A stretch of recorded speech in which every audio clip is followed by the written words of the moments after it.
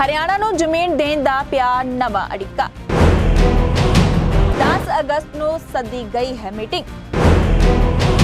ਚੰਡੀਗੜ੍ਹ 'ਚ ਹਰਿਆਣਾ ਦੀ ਨਵੀਂ ਵਿਧਾਨ ਸਭਾ ਬਿਲਡਿੰਗ ਦੇ ਲਈ ਜ਼ਮੀਨ ਦੇਣ ਦੇ ਮਾਮਲੇ ਦਾ ਪਹਿਲਾਂ ਹੀ ਪੰਜਾਬ ਦੀਆਂ ਸਿਆਸੀ ਪਾਰਟੀਆਂ ਦੇ ਵੱਲੋਂ ਵਿਰੋਧ ਕੀਤਾ ਜਾ ਰਿਹਾ ਹੈ ਅਤੇ ਹੁਣ ਪੰਜਾਬ ਤੇ ਹਰਿਆਣਾ ਦੀ ਰਾਜਧਾਨੀ ਚੰਡੀਗੜ੍ਹ ਅੰਦਰ ਹਰਿਆਣਾ ਵਿਧਾਨ ਸਭਾ ਦੀ ਨਵੀਂ ਇਮਾਰਤ ਦੇ ਲਈ ਜ਼ਮੀਨ ਦੇਣ ਦੇ ਮਾਮਲੇ ਵਿੱਚ ਨਵਾਂ ਅੜਿੱਕਾ ਖੜਾ ਹੋ ਗਿਆ। ਦੱਸਦੀ ਕਿ ਹਰਿਆਣਾ ਸਰਕਾਰ ਦੇ ਵੱਲੋਂ ਵਿਧਾਨ ਸਭਾ ਦੀ ਜ਼ਮੀਨ ਬਦਲੇ ਪੇਸ਼ਕਸ਼ ਕੀਤੀ ਜ਼ਮੀਨ ਸੁਖਨਾ ਜੰਗਲੀ ਜੀਵ ਸੁਰੱਖਿਆ ਦੇ ਇੱਕੋ ਸੰਵੇਦਨਸ਼ੀਲ ਜ਼ੋਨ ਅਧੀਨ ਆਉਂਦੀ ਹੈ ਤੇ ਇਸ ਦੇ ਲਈ ਵਾਤਾਵਰਣ ਵਿਭਾਗ ਦੇ ਨਿਯਮਾਂ ਦੇ ਮੁਤਾਬਿਕ ਇਹ ਜ਼ਮੀਨ ਉੱਪਰ ਉਸਾਰੀ ਨਹੀਂ ਕੀਤੀ ਜਾ ਸਕਦੀ। ਦੱਸਦੀ ਕਿ ਚੰਡੀਗੜ੍ਹ ਦੇ ਵਿੱਚ ਹਰਿਆਣਾ ਵਿਧਾਨ ਸਭਾ ਦੇ ਲਈ ਵੱਖਰੀ ਇਮਾਰਤ ਦੇ ਲਈ ਜ਼ਮੀਨ ਦੇਣ ਦਾ ਪੰਜਾਬ ਦੀਆਂ ਸਾਰੀ ਸਿਆਸੀ ਪਾਰਟੀਆਂ ਵਿਰੋਧ ਕਰ ਰਹੀਆਂ ਨੇ ਅਤੇ ਦੂਜੇ ਹੀ ਪਾਸੇ ਹਰਿਆਣਾ ਸਰਕਾਰ ਦਾ ਦਾਅਵਾ ਹੈ ਕਿ ਸਾਲ 2026 ਦੇ ਵਿੱਚ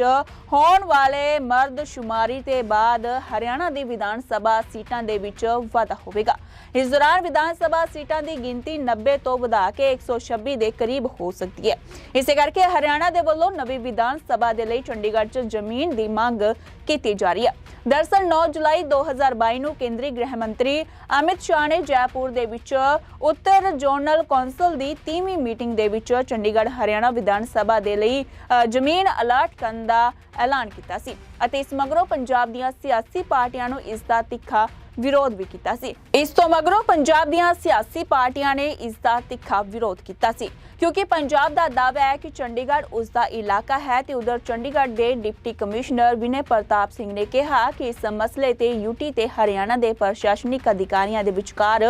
10 ਅਗਸਤ ਨੂੰ ਮੀਟਿੰਗ ਸੱਦੀ ਗਈ ਹੈ ਤਾਂ ਕਿ ਸਾਰੇ ਮੁੱਦੇ ਦਾ ਹੱਲ ਕਰਕੇ ਉਚਿਤ ਫੈਸਲਾ ਲਿਆ ਜਾ ਸਕੇ। ਹਰਿਆਣਾ ਤੋਂ ਵਾਧੂ ਜ਼ਮੀਨ ਮਿਲਣ ਤੋਂ ਬਾਅਦ ਚੰਡੀਗੜ੍ਹ ਦਾ ਨਕਸ਼ਾ ਵੀ ਬਦਲ ਸਕਦਾ ਹੈ ਅਤੇ ਹਰਿਆਣਾ ਸਰਕਾਰ ਦੇ ਇੱਕ ਅਧਿਕਾਰੀ ਨੇ ਕਿਹਾ ਕਿ ਉਹ ਭੂਮੀ ਦੇ ਲਈ ਵਾਤਾਵਰਣ ਮਨਜ਼ੂਰੀ ਪ੍ਰਾਪਤ ਕਰਨ ਦੇ ਲਈ ਕੰਮ ਕਰ ਰਹੇ ਨੇ। ਉਹਨਾਂ ਨੂੰ ਛੇਤੀ ਤੋਂ ਛੇਤੀ ਭੂਮੀ ਦੀ ਅਦਲਾ ਬਦਲੀ ਹੋਣ ਦੀ ਉਮੀਦ ਹੈ ਅਤੇ ਚੰਡੀਗੜ੍ਹ 'ਚ ਹਰਿਆਣਾ ਵਿਧਾਨ ਸਭਾ ਦੇ ਲਈ ਵੱਖ ਖੇਤਰ ਬਣਾਉਣ ਦਾ ਮੁੱਦਾ ਲੰਮੇ ਸਮੇਂ ਤੋਂ ਚੱਲ ਰਿਹਾ ਅਤੇ 2026 ਦੀ ਡਿਲੀਮੀਟੇਸ਼ਨ ਤੋਂ ਬਾਅਦ ਵਿਧਾਨ ਸਭਾ ਸੀਟਾਂ ਦੀ ਗਿਣਤੀ 'ਚ ਵਾਧਾ ਹੋ ਸਕਦਾ ਹੈ। ਹਰਿਆਣਾ ਨੇ ਰੇਲਵੇ ਸਟੇਸ਼ਨ ਤੋਂ ਆਈਟੀ ਪਾਰਕ ਨੂੰ ਜਾਂਦੀ ਸੜਕ ਕੰਢੇ 10 ਏਕੜ ਜ਼ਮੀਨ ਨੂੰ ਫਾਈਨਲ ਕਰ ਦਿੱਤਾ ਹੈ ਅਤੇ ਹਰਿਆਣਾ ਸਰਕਾਰ ਨੇ ਪਹਿਲਾਂ ਜ਼ਮੀਨ ਦੇ ਲਈ 550 ਕਰੋੜ ਦੀ ਰਾਸ਼ੀ ਦੇਣ ਦੇ ਨਾਲ ਹੀ ਜ਼ਮੀਨ ਦੇ ਬਦਲੇ ਚੰਡੀਗੜ੍ਹ ਦੇ ਨਾਲ ਹੀ ਪੰਚਕੂਲਾ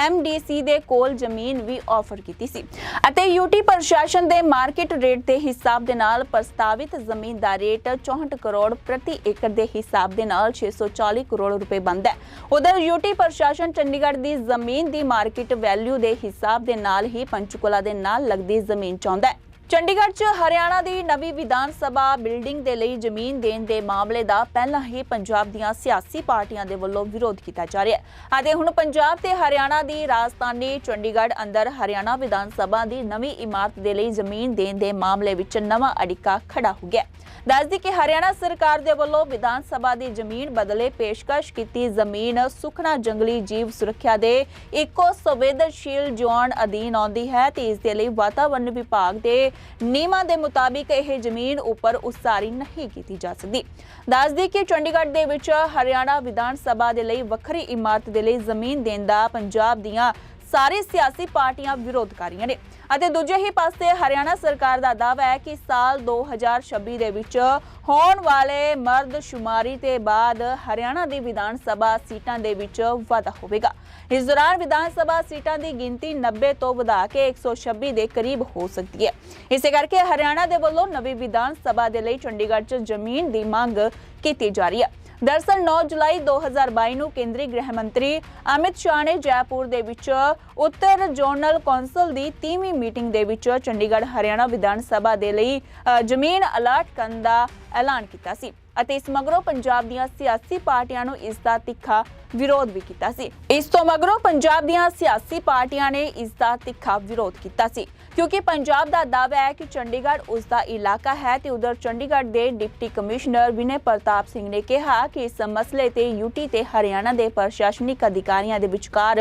10 ਅਗਸਤ ਨੂੰ ਮੀਟਿੰਗ ਸੱਦੀ ਗਈ ਹੈ ਤਾਂ ਕਿ ਸਾਰੇ ਮੁੱਦੇ ਦਾ ਹੱਲ ਕਰਕੇ ਉਚਿਤ ਫੈਸਲਾ ਲਿਆ ਜਾ ਸਕੇ। ਹਰਿਆਣਾ ਤੋਂ ਵਾਧੂ ਜ਼ਮੀਨ ਮਿਲਣ ਤੋਂ ਬਾਅਦ ਚੰਡੀਗੜ੍ਹ ਦਾ ਨਕਸ਼ਾ ਵੀ ਬਦਲ ਸਕਦਾ ਹੈ ਅਤੇ ਹਰਿਆਣਾ ਸਰਕਾਰ ਦੇ ਇੱਕ ਅਧਿਕਾਰੀ ਨੇ ਕਿਹਾ ਕਿ ਉਹ ਭੂਮੀ ਦੇ ਲਈ ਵਾਤਾਵਰਣ ਮਨਜ਼ੂਰੀ ਪ੍ਰਾਪਤ ਕਰਨ ਦੇ ਲਈ ਕੰਮ ਕਰ ਰਹੇ ਨੇ। ਉਹਨਾਂ ਨੂੰ ਛੇਤੀ ਤੋਂ ਛੇਤੀ ਭੂਮੀ ਦੀ ਅਦਲਾ ਬਦਲੀ ਹੋਣ ਦੀ ਉਮੀਦ ਹੈ ਅਤੇ ਚੰਡੀਗੜ੍ਹ 'ਚ ਹਰਿਆਣਾ ਵਿਧਾਨ ਸਭਾ ਦੇ ਲਈ ਵੱਖ ਖੇਤਰ ਬਣਾਉਣ ਦਾ ਮੁੱਦਾ ਲੰਮੇ ਸਮੇਂ ਤੋਂ ਚੱਲ ਰਿਹਾ ਅਤੇ 2026 ਦੀ ਡਿਲੀਮੀਟੇਸ਼ਨ ਤੋਂ ਬਾਅਦ ਵਿਧਾਨ ਸਭਾ ਸੀਟਾਂ ਦੀ ਗਿਣਤੀ 'ਚ ਵਾਧਾ ਹੋ ਸਕਦਾ ਹੈ। ਹਰਿਆਣਾ ਨੇ ਰੇਲਵੇ ਸਟੇਸ਼ਨ ਤੋਂ ਆਈਟੀ ਪਾਰਕ ਨੂੰ ਜਾਂਦੀ ਸੜਕ ਕੰਢੇ 10 ਏਕੜ ਜ਼ਮੀਨ ਨੂੰ ਫਾਈਨਲ ਕਰ ਦਿੱਤਾ ਹੈ ਅਤੇ ਹਰਿਆਣਾ ਸਰਕਾਰ ਨੇ ਪਹਿਲਾਂ ਜ਼ਮੀਨ ਦੇ ਲਈ 550 ਕਰੋੜ ਦੀ ਰਾਸ਼ੀ ਦੇਣ ਦੇ ਨਾਲ ਹੀ ਜ਼ਮੀਨ ਦੇ ਬਦਲੇ ਚੰਡੀਗੜ੍ਹ ਦੇ ਨਾਲ ਹੀ ਪੰਚਕੂਲਾ